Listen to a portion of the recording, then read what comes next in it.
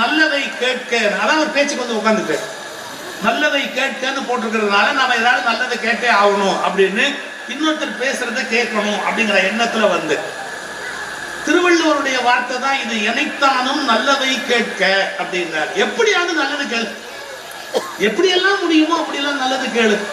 உனக்கு என்னென்ன மாதிரி நல்லது கேட்கறதுக்கு வாய்ப்பு இருக்கோ அத்தனையும் நீ கேளு. கேளுங்கிறதுக்கு ரெண்டு அர்த்தம்.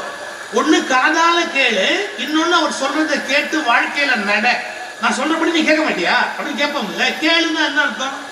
வெறும் காதல கேட்டுட்டு போறதில்ல, கேட்டபடி வாழ்க்கையில நட அப்படிங்கறத நான் சொல்றது கொஞ்சம் கேளுப்பா அப்படின்னு சொல்றோம் இல்லையா?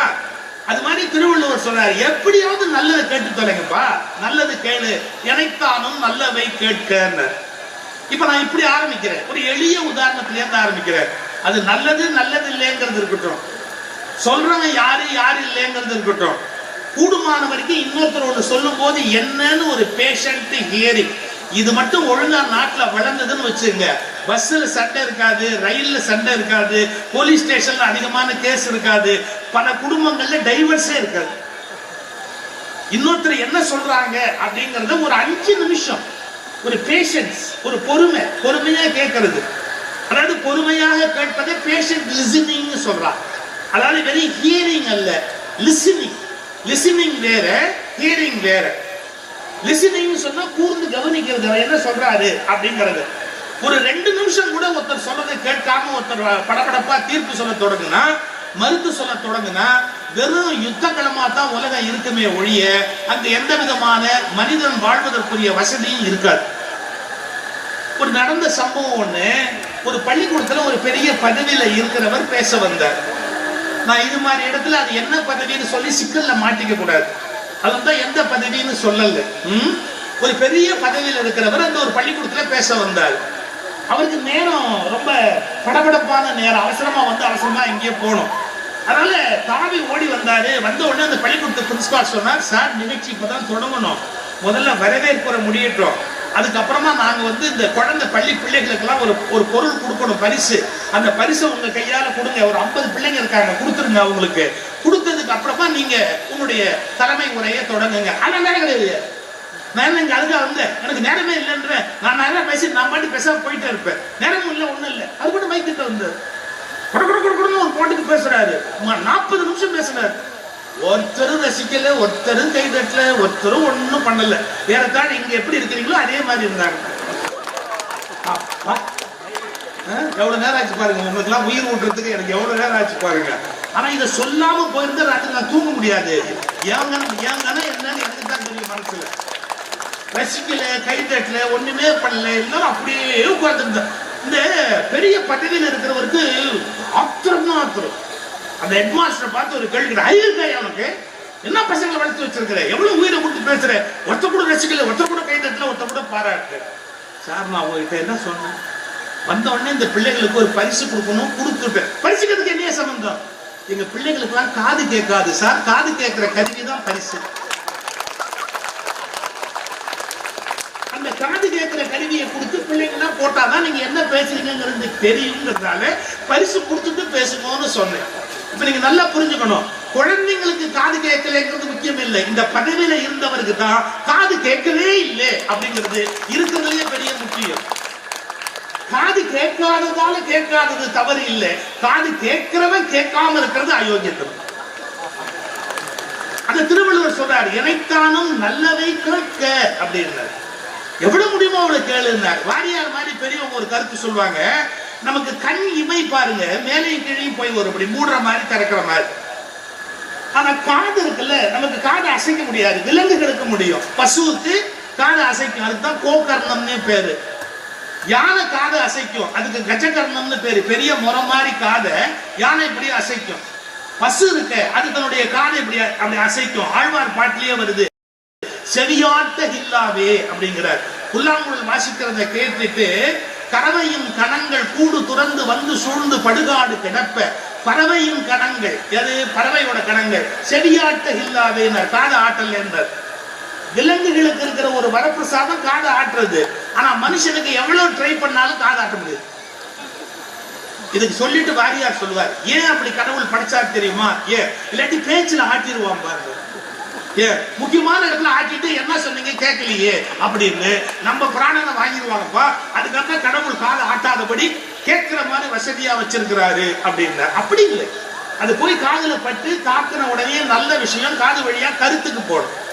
காது நுழைவாயில், மூளைதான் அது வாழ வேண்டிய இடம், வாழ்க்கை அது எப்போதும் வளர வேண்டிய இடம். ஒரு கருத்து உள்ள போய் காது வழியா நுழைஞ்சு கருத்துக்கு போய் அது வாழ்க்கையில நடைமுறைக்கு வரணும். இல்லாட்டி திருவள்ளுவர் எழுதுவார, கற்க கற்றதுக்கு அடுத்தது நிற்க அப்படின்னார். நீ என்ன படிச்சியோ அதுபடி நடைமுறைப்படுத்துப்பா. அதை உலகத்துல நடைமுறைப்படுத்தினாதான் கல்வி பயனுடையதா மாறும். கற்க கற்ற வழி நிற்க அப்படின்னு ஒரு வார்த்தை போல. அதனால நல்ல கருத்துக்களை காதால கேட்பதற்கு பயன். அதுல இன்னொரு வார்த்தை சொன்னார், யாருக்கு கேட்கறது. நம்முடைய இயல்பு எப்படின்னா, நம்மளை விட வயசுல இல்ல கல்வியில ஏதாவது பெரியவங்களா இருந்தா அப்படின்னு நம்ம ஒரு மரியாதை வைப்போம். இப்ப அதுல வயசுலங்கிறத எடுத்துட்டோம். நம்மளை விட பெரிய வயசானவங்க அப்படின்னா அவங்க சொல்றதெல்லாம் இப்ப கேட்க கூடாது அப்படிங்கிற ஒரு முடிவோடே இருக்கிறோம். அந்த வயசை பற்றி சும்மா உட்காந்துரு, துணை நீ ஏன் உயிர் எடுக்கிற அப்படிம்பாங்க. முன்னெல்லாம் வயசானவங்களுக்கு ஒரு எலிஜிபிலிட்டி இருந்தது.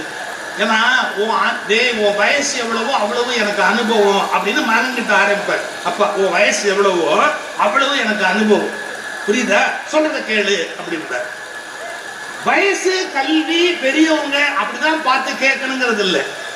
இதுல ஒரு பெரிய புரட்சியை செய்த பெருமை திருவள்ளுவர் கொண்டு. என்ன சொல்றாரு, அவன் உன்னை விட சின்னவனா இருந்தாலும் கேளு, வயசுல குறைவா இருந்தாலும் கேளு, கல்வியில குறைவா இருந்தாலும் கேளு, அவருடைய எந்த பணத்துல குறைவா இருந்தாலும் கேளு. இதை விட ரொம்ப முக்கியம், பதவியில் குறைவாக இருந்தாலும் கேள், என்ன சொல்லுகிறார்கள் என்று கேட்டு பழகு, ரொம்ப நல்லது.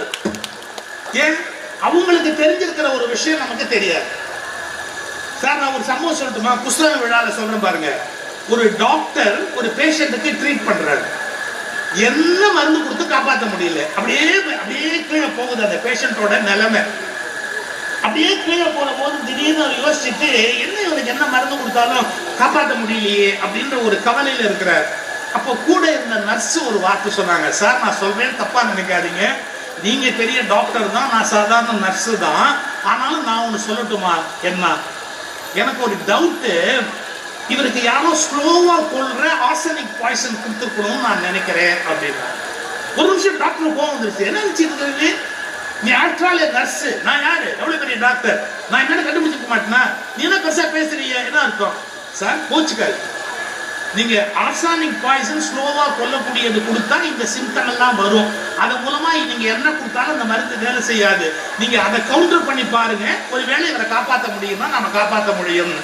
ஒரு 2 நிமிஷம் அப்படி யோசிச்சுட்டு அந்த டாக்டர் யோசிச்சுட்டு, okay what is wrong with this try அப்படின்ட்டு அதை கவுண்டர் பண்ணக்கூடியதை கொடுத்து, சார் ஒரு 2 நாள்ல எழுச்சி உட்காந்துட்டான் சார், எந்திரிச்சுட்டார், நார்மல் ஆயிட்டாரு, டிஸ்சார்ஜ் ஆகி வீட்டுக்கு போனாரு. நர்ஸை கூப்பிட்டாரு, டாக்டர் நீ எதை வச்சு இப்படி சொன்ன, நீ எதை வச்சு இப்படி சொன்ன அப்படி. அந்த அம்மா சொன்ன பதில் உங்களுக்கு அதிசயமான ஒரு பதில், எனக்கு மர்ம நாவல் படிக்கிற பழக்கம் உண்டு சார், அந்த மர்ம நாவல்ல அப்படி ஒரு சீன் வந்தது. மர்ம நாவல்ல ஒரு பேஷண்ட்டை காப்பாற்ற முடியாம போற போது ஆர்சனிக் பாய்சன் கொடுத்திருந்ததை அவர் எக்ஸ்பிளைன் பண்ணியிருந்தார். யாரு, அந்த ரைட்டர், அந்த எழுத்தாளர். அதை நான் படிச்சிருக்கிறேன், அதனால நான் உங்களுக்கு சொன்னேன் அப்படின்னா. அப்ப என்ன அர்த்தம், நம்ம நர்ஸ் நம்மளை விட கம்மியா படிச்சவன் நினைக்க கூடாது. நீ சிலபஸ் மட்டும் படிச்ச, அவ சிலபஸ் தாண்டி படிச்சிருக்க. நீ சிலபஸையே எப்படி படிச்சியோ அது அதை விட பெரிய விஷயம். அவ படிச்ச நாங்களே நல்ல உரிமையா படிச்சிருக்கிறா, அருமையா ஞாபகம் வச்சிருக்கிறா, சரியான டயத்துல சொல்லிக்கிட்டு இருக்கிறா. நான் படிச்ச நாவல்ல இதே மாதிரிதான் சார் வந்தது, அதனால சொன்னேன் அப்படின்னா. இது கற்பனையே கிடையாது சார். ருத்ரன் உங்களுக்கு தெரியும், மிகப்பெரிய உளவியல் மருத்துவர் ருத்ரன், நம்ம பெருமைக்குரிய ஒரு மருத்துவர் ருத்ரன். அவர் ஒரு முறை சொன்னாரு, நான் ஜெயகாந்தன் கதையை விரும்பி படிப்பேன் அப்படின்னாரு. ருத்ரனை கேட்டாங்க, நீங்க சைக்காட்ரிஸ்ட், நீங்க எதுக்கு ஜெயகாந்தன் கதையை படிச்சு என்ன போகுது அப்படின்னு. அதுக்கு அவர் சொன்ன பதில் தெரியுங்களா, என்கிட்ட வர்ற பேஷண்ட்டை எல்லாம் நான் ஸ்டடி பண்ணணும் அப்படின்னா ஜெயகாந்தன் நாவல்ல வர கேரக்டர்ஸ் பார்த்தா போறோம், இந்த பேஷண்ட் எப்படிப்பட்டவன் அப்படிங்கறத என்னால ஸ்டடி பண்ண முடியுதுன்னு. கொஞ்சம் யோசிச்சு பார்க்கணும். ஜெயகாந்தன் சைக்காட்ரியா படிச்சாரு இல்ல, ஆனா ஒரு மனுஷனை கவனிச்சு கணிச்சு அவருடைய பிஹேவியரை எழுதி அந்த பிஹேவியருக்கு பின்னால் இருக்கிற எமோஷன் என்ன, ரீசன் என்ன, இது ஒரு எழுத்தாளர் தான் எழுதிட்டு போறாரு. யாரு, ஜெயகாந்தன். அத ருத்ரன் சொல்றாரு ஒரு மேடையில, நான் ஜெயகாந்தனுடைய நாவல்ல வர கேரக்டர்ஸ் வச்சு என் பேஷண்ட்டை ஜட்ஜ் பண்ண முடியுது என்னால அப்படிங்கிற. அதனால யார் தேர்ந்து வருதுன்னு நம்ம முக்கியமே இல்லைங்க, அந்த விஷயத்தை மதிக்கிறதுக்கு பழகணும். இப்ப நான் தமிழ்நாட்டுல இல்ல, இந்தியால இல்ல, உலகம் முழுக்க இருக்கிற மக்களுக்கு ஒரே ஒரு வார்த்தை சொல்லணும். இப்ப யாராவது ஒரு விஷயத்துல இதுல உங்க கருத்து என்னன்னு கேளுங்க, யாரும் கருத்து சொல்ல மாட்டேங்கிறாங்க. என்ன கேள்வி தெரியுமா? திருப்பி கேட்பான், சொன்னது யாருன்னு சொல்லு. ஏன்? ஒவ்வொருத்தர் கருத்துக்கும் ஒவ்வொரு பதில் இருக்கு. சொன்னவர் யாருங்கிறத பொறுத்து தான் என்னால் பதில் சொல்ல முடியுமே ஒழிய, சொன்னவர் யாருன்னு தெரியாம சொல்லிட்டு சிக்கல்ல மாட்டிக்கிறதுக்கு நான் ஒண்ணும் முட்டாள் இல்லைங்கிறாங்க. இது எப்படி சார் நியாயம்? ஒரு கருத்துனா அந்த கருத்துக்கு என்ன நியாயமோ அதுதானே ஏத்துக்கணும். அதை விட்டுட்டு இது யார் சொன்னா அப்படிங்கறத கேட்டுட்டு அதுக்கப்புறமா வேற பதிலா சொல்ல முடியும்? அவர் சொல்லியிருந்தா அதுக்கு இப்படி அர்த்தம், இவர் சொல்லியிருந்தா இப்படி அர்த்தம், ஆடவுடு அப்படிங்கிற. பெர்னாட் ஷா ஒரு முறை ஒருத்தர் பத்தி சொன்னாரு. என்ன சொன்னாரு? மிகச்சிறந்த மனிதர், மிக நல்லவர், மிகவும் பெருமைக்கு உரியவர். நான் எதனால் இதை சொல்லுகிறேன் என்றால், அவர் இறந்து விட்டதாக உறுதியாக செய்தி வந்திருக்கிறது, அதனால் இவற்றை சொல்லுகிறேன் என்று. அவரே பழிச்சு வந்தா இதெல்லாம் பொருந்தாது. அவர் உயிரோடு ஏஞ்சி வந்துட்டா இதெல்லாம் ஒண்ணுமே பொருந்தாது. செத்தவனுக்கு வேற என்ன பண்ண முடியும்? நல்லவர்னு சொல்லித்தான் ஆகணும். அப்ப யாரு எந்த சூழ்நிலைன்னு சொல்றது கருத்து அல்ல. அது யாரா இருந்தாலும் இதான் என்னுடைய கருத்துன்னு சொல்றதுக்குரிய தைரியம் அந்த சொல்ல மனுஷன் மறக்காம கேட்கணும். பாரதிக்கு இருந்தது. மகாத்மா காந்தியை பார்க்க போறாரு. மகாத்மா காந்தி உட்கார்ந்து இருக்க பெட்டு அப்படியே கீழே தான் உட்கார்ந்து இருப்பாரு. நேரா போய் பாரதி சதாப்னர்ல உட்கார்ந்துட்டு, நான் மெரினால ஒரு மீட்டிங் வச்சிருக்கேன், வரீங்களா? இன்னைக்கு சாயங்காலம் பேசுங்க. அவர் காந்தி சொன்னார், இன்னைக்கு வந்து திடீர்னு இப்ப கூப்பிடுறீங்க, வேணும்னா எனக்கு இன்னைக்கு வேற ஒரு பணி இருக்கு, நாளைக்கு நம்ம போலாமாப்பா? வாய்ப்பு இருக்காது. நாளைக்கெல்லாம் கூட்டத்தை மாற்ற நமக்கு வழி இல்லை, நீர் இன்று வரவில்லை என்றால் வர வேண்டாம். யாரு? மகாத்மா காந்தி. கொஞ்சம் யோசிச்சு பார்க்கணும். அப்பதான் மகாத்மா காந்தி ராஜாஜி கிட்ட சொல்லிட்டு போனாரு, இவர் யாருன்னு கேட்கிறாரு. இவர் ஒரு மாபெரும் தமிழ் கவிஞர், காப்பாற்றப்பட வேண்டியவர். அந்த துணிவு, அந்த நேர்மை, இவர் காப்பாற்றப்பட வேண்டியவர். ஏன் மகாத்மா காந்திங்கிறதுக்காக பயப்படல. அது யாரா இருந்தா நமக்கு என்ன? இவர் பெரிய மனுஷன் நினைச்சு பயந்து போறதோ பம்மிறதோ தேவையே இல்லைல்ல. சோ எப்பொருள் யார் யார் வாய் கேட்பினும் திருவள்ளுவர். எவ்வளவு பெரிய ஆளாவனா இருக்கட்டுமே, நமக்கு என்ன? அவன் யாரையும் சொல்லிருக்கட்டுமே, இது விஷயம் சரியா தப்பா, நல்லதா நல்லது இல்லையா, கேட்கலாமா கேட்க கூடாதா, இப்படி கருத்துக்கு முக்கியத்துவம் கொடுத்து கேளுங்க. அப்படிங்கறதுதான் நல்லவை கேட்க. நபருக்கு முக்கியத்துவம் கொடுக்காதீங்க. என்னுடைய ரொம்ப பணிவன்பான வேண்டுதல். நபர்களுக்கு முக்கியத்துவம் கொடுத்தே சிந்திக்காதீங்க, கருத்துகளுக்கு முக்கியத்துவம் கொடுத்து சிந்திக்கிறதுக்கு தயவு செய்து பழகுங்க. இப்ப அந்த குரலுக்குள்ள எவ்வளவு அழகு இருக்கு தெரியுமா? எப்பொருள் என்ன வேணா இருக்கலாம் விஷயம். யாருன்னு ஒரு தடவை சொன்னா போறாங்க, கரெக்டா குரலை ஃபில்அப் பண்ணிட்டு வாங்க. இலக்கணத்துல ஒரு பிழை வரும். எப்பொருள் யார் வாய் கேட்டினாலும் கருத்து பிழை வராது. நமக்கு தான் மதிமாறன் சொல்லிட்டாரு, எழுத்து பிழை இருக்கலாம், கருத்து பிழை இருக்கக்கூடாதுன்னு சொல்லிட்டாருல்ல. அதனால எழுத்து பிழையா வேணா நீங்க எடுத்துக்கலாம். ஏன்னா ஒரு சீர் குறையும் யார் யாருங்கிறதுல. எப்பொருள் யார் வாய் கேட்பினும் அப்பொருள் மெய்ப்பொருள் காண்பது அறிவுன்னு எழுதுனா கருத்துல ஒண்ணும் பிழை வராது. யார் சொன்னாலும் அது யார் சொன்னாலும் சொல்லட்டும் பாய், என்ன கருத்துன்னு பாரு அப்படின்னு அர்த்தம் வரும். திருவள்ளுவர் எப்படி அடிச்சாருன்னா, எப்பொருள் யார் யார் வாய் கேட்பினும். ஏன் ரெண்டு தடவை யார் யாருன்னு போடணும்? யார் யாருன்னா என்ன அர்த்தம்? ரெண்டு எக்ஸ்ட்ரீம் டைப் ஆஃப் பர்சனாலிட்டியா இருப்பாங்க, வெவ்வேறு விதமான மனிதர்களாக இருப்பாங்க. நான் அடிக்கடி சொல்றது, இந்த ஆஸ்திகத்தை படிக்கிறவங்க சில பேர் நாஸ்திகத்தை தொட்டு கூட பார்க்க மாட்டாங்க. நாஸ்திகத்தையே பேசிட்டு இருக்கிற பல பேர் ஆஸ்திகத்தை தொட்டு கூட பார்க்க மாட்டாங்க. இவங்க ரெண்டு பேருமே தேர்றது கஷ்டம். ஏன் தெரியுங்களா? எதிர்த்தரப்பில் என்ன சொல்லப்பட்டு இருக்கிறது என்பதை உள்வாங்காம நாம ஒரு முடித்த முடிவுக்கு வரவே முடியாது. இவங்க என்ன சொல்றாங்க, அவங்க என்ன சொல்றாங்க, இவங்க என்ன சொல்றாங்க, அவங்க என்ன சொல்றாங்க, எல்லாத்தையும் கேட்டுட்டு நல்ல ஒரு சான்றோர்க்கு அணி நடுவு நிற்றல் அப்படிங்கிற முறையில ஒரு முடிவுக்கு வர முடியும். சில பேர் ஆரம்ப காலத்துல இருந்து சின்ன வயசுல இருந்து உள்ள போன அதே விஷயத்தோட அப்படியே இருப்பாங்க, வளரவே மாட்டாங்க, அடுத்த தரப்பையே கேட்க மாட்டாங்க, எதிர்த்தரப்பு என்னன்னு கேட்க மாட்டாங்க. இதே மாதிரி சில பேர் வீட்லயே பண்ணுவான், கொண்டாடி சொல்றதை மட்டுமே கேட்பான், அம்மா சொல்றதை கேட்க மாட்டான். இன்னும் ஒரு கோயா இருக்கலாம், அம்மா சொல்றதை மட்டுமே கேட்பான், கொண்டாடி சொல்றதை கேட்க மாட்டான். என்கிட்ட கவுன்சிலிங் சில பேர் வருவாங்க. நான் அறிவாளிங்கிற ஐடியால வரது இல்லை, அவங்க சொல்றத அரை மணி நேரம் கேட்கறதுக்கு ஒரு இழிச்ச வாயம் வேணும். கவுன்சிலிங்கும் நான் காசு வேற வாங்குறது இல்லை. அதனால என்னன்னா அவர் அரை மணி நேரம் அவங்க ஓசியில வந்து என்கிட்ட கொட்டிட்டு போனா அதுக்கு நான் வந்து கேட்டுக்கிட்டு உட்காந்துருக்கணும். அவங்க என்ன சொல்லுவாங்க தெரியுங்களா? கவுன்சிலிங்கிற பேர்ல ஒரு அம்மா சொல்றாங்க, என் பையன் சார் பார்த்து பார்த்து கல்யாணம் பண்ணி வச்சேன் சார், அப்படி வளர்த்தேன் சார், நான் கிழிச்ச போட்ட தாண்ட மாட்டான் சார், அப்படி வளர்ந்தான் சார். பொண்டாட்டி வந்துட்டா பாருங்க, வந்ததுக்கு அப்புறம் அவ இப்ப என் பேச்ச கேட்கறதே இல்லை சார், அவ புடவும் தானியை பிடிச்சிக்கிட்டே அலையிறான், என்னன்னாலும் அவ சொல்றதையே கேட்கறான், ரொம்ப மாறி போயிட்டான் சார் அப்படின்னாங்க. நான் சொன்னேன் ஒரே ஒரு திருத்தம், அவன் மாறவே இல்லை. அப்பவும் யார் பேச்சையும் கேட்டான், இப்பவும் யார் பேச்சையும் கேட்கறான். சொந்த புத்தி அவனுக்கு அன்னைக்கும் இல்லை இன்னைக்கும் இல்லை. அவன் எங்க மாறி போயிட்டான்? கேட்ட நபர் தான் மாறி இருக்கிறாங்க. அன்னைக்கு உங்க பேச்சு கேட்டான், இன்னைக்கு பொண்டாட்டி பேச்சு கேட்கறான். என்னைக்கு தான் அவனாவே யோசிக்க போறான். யோசிக்கணும். ஒன் சைடு மட்டும் கேட்க கூடாது, ரெண்டு சைடையும் கேட்கணும். நான் உங்களுக்கு டயர்ட்னஸ் வரக்கூடாதுன்றதுக்கா லைஃப்ல இருந்து எக்ஸாம்பிள் சொல்றேன். எனக்கு கல்யாணம் ஆகி பொண்டாட்டி மாமா எல்லாம் தான் உண்டு இல்லை. இப்ப எங்க அம்மாவும் என் ஒய்ஃபும் சண்டை போடாம இருந்திருப்பாங்களே, இது ஏதாவது தேவலோகத்திலேருந்து வந்திருந்தா கூட அதெல்லாம் டான்ஸே கிடையாது. எங்க அம்மாவும் என் ஒய்ஃபு எனக்காவது ஏதோ ஒரு பிரச்சனை பேசாம இருந்திருப்பாங்களா, எல்லாம் இருக்கு. எங்க அம்மா ஏதாவது என் ஒய்ஃபை பத்தி ஆரம்பிச்சா நான் ஒரே ஒரு வருஷம், அம்மா எனக்கு உன்னை பத்தியும் தெரியும் அவளை பத்தியும் தெரியும், நீ எப்பேற்பட்ட ஆளுன்னு தெரியும், எங்க அப்பாவை என்ன பாடுபடுத்தினேங்கிறது எனக்கு தெரியும், எனக்கு தெரியும். அதனால எனக்கு உன்னை பத்தியும் தெரியும் அவளை பத்தியும் தெரியும், போதுமா? அவ இந்த உங்க அம்மா நிறுத்து நிறுத்து நிறுத்து, எனக்கு உன்னை பத்தியும் தெரியும் எங்க அம்மா பத்தியும் தெரியும்.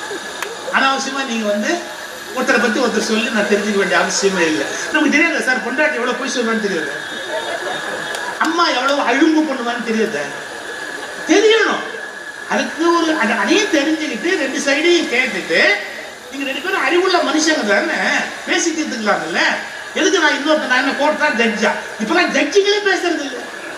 ஏன்னா வழக்கை விட்டு விலகி விடுகிறேன். அப்புறம் உங்களுக்கு எதுக்கு சம்பளம்னு நான் கேட்கிறேன். நீங்க வாட்டி விலகிட்டே போவீங்கன்னா உங்களுக்கு என்னத்துக்கு சம்பளம்னு நான் கேட்கிறேன். இது யாரும் கேட்க மாட்டேன், நான் கேட்கிறேன். ஏன் சார் நீங்க யாராவது உங்களுக்கு கொடுத்த ஒர்க்கில் இருந்து விலக முடியுமா? குறைச்சிருவாங்க, நோட்டீஸ் கொடுப்பாங்க. நீங்க யாரையும் விலக முடியுமா? அவங்களுக்கு மட்டும் எப்படி ஒரு ஸ்பெஷல் ரைட்? வழக்கை விட்டு நான் விலகி விடுகிறேன். இன்னைக்கு சொல்லிட்டு போற மக்கள் மன்றத்திலிருந்து வழக்கிலிருந்து விலகுகிற உரிமை நீதிபதிகளுக்கு கிடையாது என்பதை இந்த நாட்டில் ஒரு சட்டமாக கொண்டு வர வேண்டும். நீங்க எப்படி வழக்கிலிருந்து விலக முடியும்? நான் பார்க்க மாட்டேன், நான் கேட்க மாட்டேன் அப்படின்னா அந்த உரிமை உங்களுக்கு கிடையாது. நீங்களாக எதுவும் வச்சிருக்கீங்களே ஒழிய அது முற்றிலும் நீதிக்கு விரோதமாக. ஒரு வழக்கு உங்க முன்னாடி வந்தா நீங்க விசாரிக்கணும். அதை விட இந்த வழக்கை நான் விசாரிக்க மாட்டேன், அது காரணம் சொல்லு, எதனால எக்ஸ்பிளேஷன் கொடு, மக்கள் மன்றத்தில் சொல்லு. எனக்கு இப்படி மிரட்டல் வந்ததால் நான் இந்த வழக்கை விசாரிக்காமல் விலகுகிறேன்னு மக்களுக்கு விசுவாசமாக இருங்கள் என்பதை நான் நீதிபதிகளுக்கும் சேர்த்து கேட்டுக்கொள்கிறேன். யாருக்காக நீங்க விலகுறீங்க எங்களுக்கு தெரியணும். நாங்க தான் எஜமானர். இது மக்களாட்சி. மக்களாட்சியில் நாங்க தான் எஜமானர். எங்களுக்கு நீங்க விளக்க சொல்லி ஆகணும் எல்லாத்துக்குமே. நீங்க எப்படி விலக முடியும் அப்படி வேலையை விட்டுட்டு?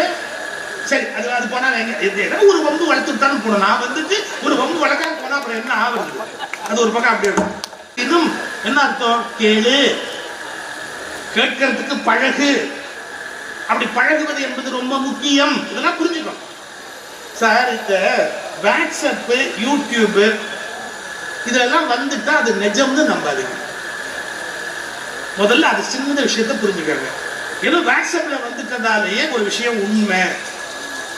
வாட்ஸ்அப்லயோ யூடியூப்லயோ ஒண்ணு போட்டுட்டாப்லயே அது உண்மையா இருக்கணும், இல்ல அச்சு மீடியால ஒண்ணு வந்துட்டாலே அது உண்மையா இருக்கணும் அப்படிலாம் நினைக்காது.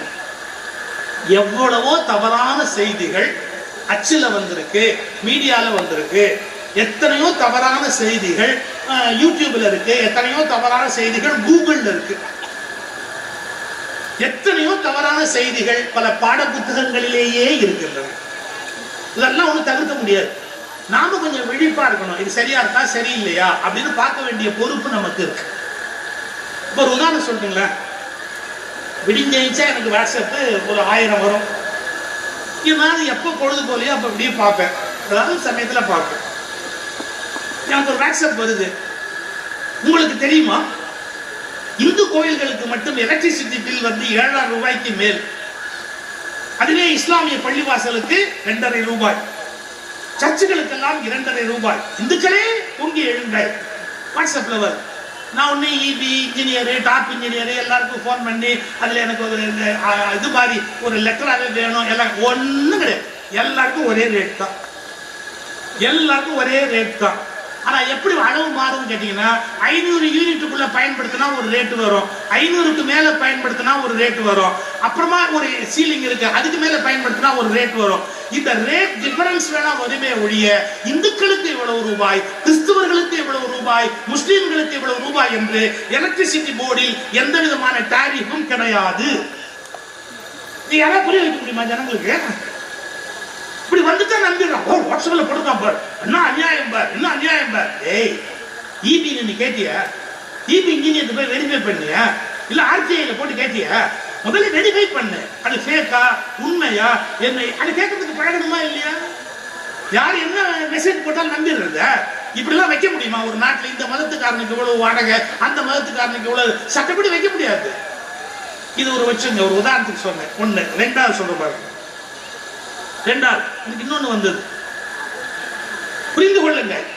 இந்துக்கள் கோயில் உண்டியல் இருக்கிற காசை எடுத்து அப்படியே அரசு செலவு செய்கிறது.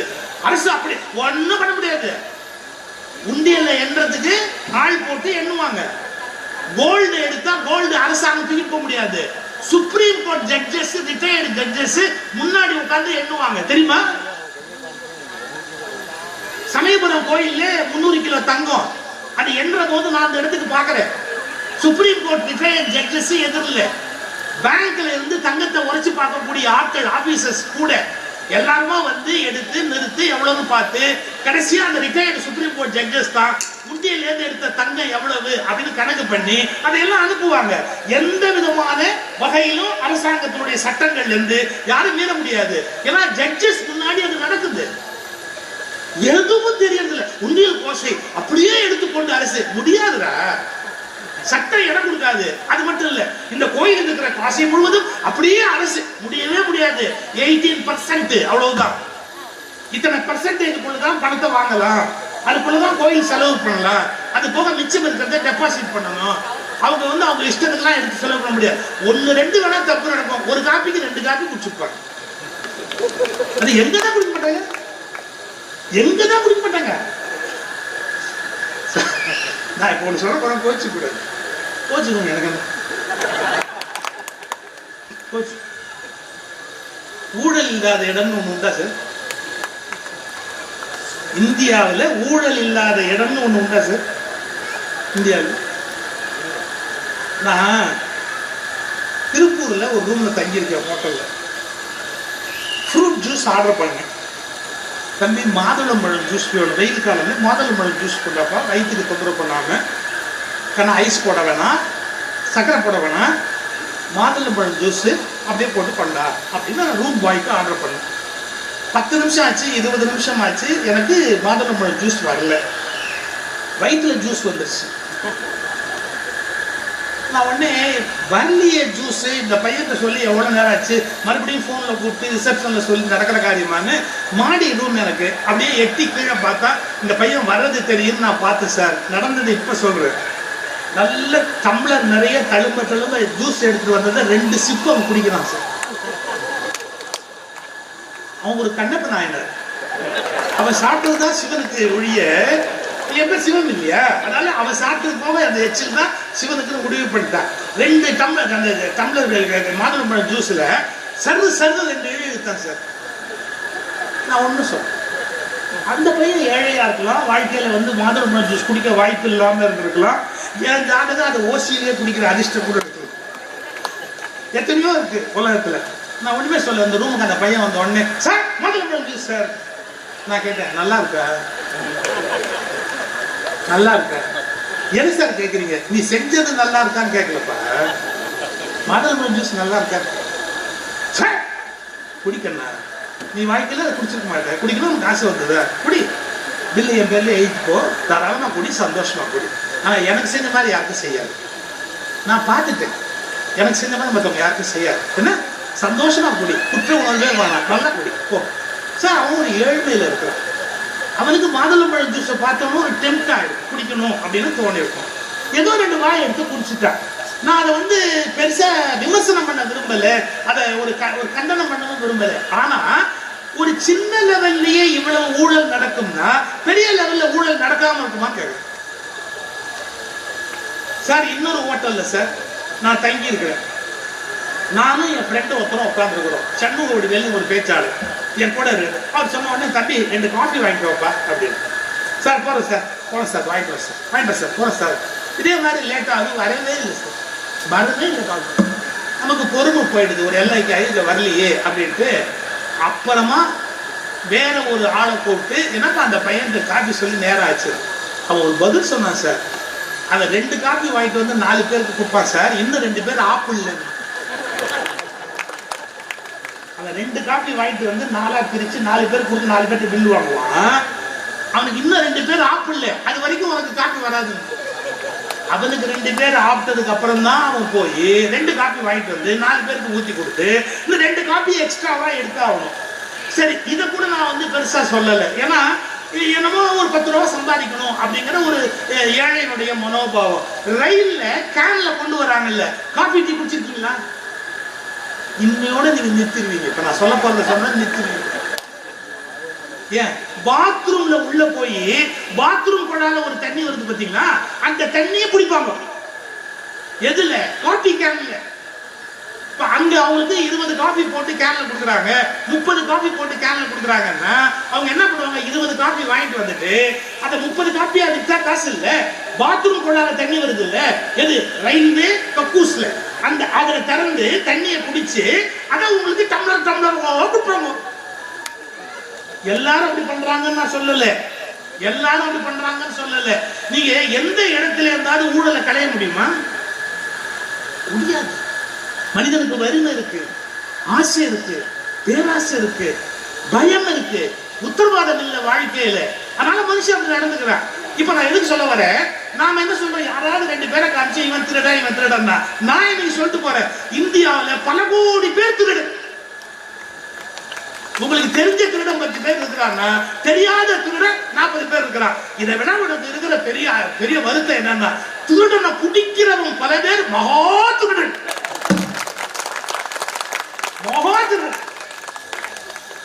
இப்ப நான் சொல்றது லாஜிக் கரெக்டா இல்லையான்னு பாருங்க. லட்சக்கணக்கான ரூபாய் நடமாடுகிற இடத்தில் ஊழல் நடக்கும் என்றால், கோடிக்கணக்கான ரூபாய் நடமாடுகிற இடத்தில் ஊழல் அதை போல் 10 மடங்கு இருக்கும். அது தொலைவில் இருப்பதால் உங்களுக்கு தெரியவில்லை. திருடர்களில் பெரிய தலையாய திருடர்கள் டெல்லியில் இருக்கிறார்கள், நிச்சயமா இருக்கிறாங்க. ஒரு மாசம் மட்டும் ஈடியை என்கிட்ட கொடுங்க, ஒரே ஒரு மாசம் ஈடியை என்கிட்ட கொடுங்க, நான் உலக மகா உத்தமர்கள் யாருன்னு தோல் உரிச்சு காட்டுறேன். ஒரு மாசம் என் கையில கொடுங்க. ஆனா ஒண்ணு வேணாம், அப்படி என்கிட்ட கொடுக்க முடியாது, சட்டம் எனக்கு இல்ல. சுப்ரீம் கோர்ட் சீஃப் ஜஸ்டிஸ் கொடுங்க. சுப்ரீம் கோர்ட் சீஃப் ஜஸ்டிஸ் கிட்ட ஒரு மாசம் ஈடியை கையில கொடுங்க. நான் சொல்ற ஆளெல்லாம் ரெய்டு கூட சொல்லுங்க, என்ன நடக்குதுன்னு பாருங்க இந்த நாட்டுல. எனக்கு என்ன தெரியுமா வருத்தம், திருடர்கள் மீது எனக்கு கோபம் உண்டு. ஆனால் திருடர்களை திருடர்கள் என்று சொல்லுகிறவர்கள் கொள்ளைக்காரர்களை விட மோசமானவர்கள். அதை சொல்லுகிற யோகியதை அற்றவர். அதனால அவங்க சொல்றதை கேட்கறது நல்லதை கேட்பதாக ஆகாது. அவர்கள் வஞ்சனையாக சொல்லுகிறார்.